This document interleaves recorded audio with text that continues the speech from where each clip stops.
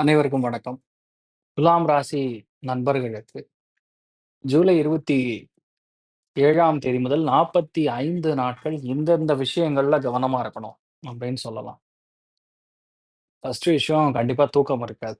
அடுத்த 45 நாட்களுக்கு தூக்கமின்மை, கால்கள்ல அடிபடுறது, தீக்காயம் படுறது, சைலன்சர்ல ஏதாவது ப்ராப்ளம் ஆகுறது. சில பேருக்கு மூலம் மாரி விஷயங்கள், சில பேருக்கு மறைமுகமான இடங்கள்ல ஏதாவது கட்டி மாரி வர்றது, சர்ஜரி பண்றது. இல்லைன்னா போலீஸ் கேஸ்ல மாட்டுறது, நண்பனுடைய இழப்பு, நண்பனுக்காக போய் ஏதாவது ஒரு பிரச்சனையில மாட்டிக்கிறது, அண்ணன் தம்பிகளுடைய பிரிவு, இந்த மாரி பல பிரச்சனைகள் இருக்கக்கூடிய வாய்ப்புகள் இருக்கு. அதிலயும் ரொம்ப முக்கியமா கணவனாக இருந்தால் மனைவி, மனைவியா இருந்தால் கணவனை கண்டிப்பாக விட்டுக் குடுத்து செல்ல வேண்டும். ஏன்னா சனி வக்கரமா அதுவும் செவ்வாய பார்க்கிறதுங்கிறது ரொம்ப நெறைய பாதிப்புகள குடுக்கும். கடுமையான செலவுகள், அலைச்சல் இருந்தா கூட பரவால்ல. உடம்புல வீரியமே இல்லாத மாரி இருக்கும். ஒண்ணுமே ஹெல்த்தே சரியில்லங்கிற மாரி இருக்கும். ஏதாவது டெஸ்ட்லாம் எடுத்தோம்னா சம்டைம்ஸ் ராங் ரிப்போர்ட் வரும்.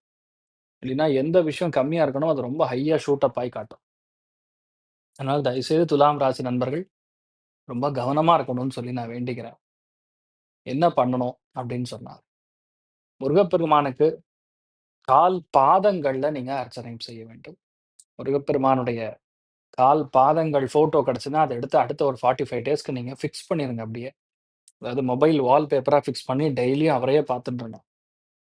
கண்டிப்பாக நல்ல தீர்வு கிடைக்கும். பயப்பட வேண்டியதில்ல. ஒருவேளை சனி வக்ரமா இருந்ததுன்னா, இயல்பாகவே நெறையா வராத பணம், வராத பாக்கிகள் இதெல்லாம் வரக்கூடிய வாய்ப்புகள் இருக்கு. நல்லாருக்கும்.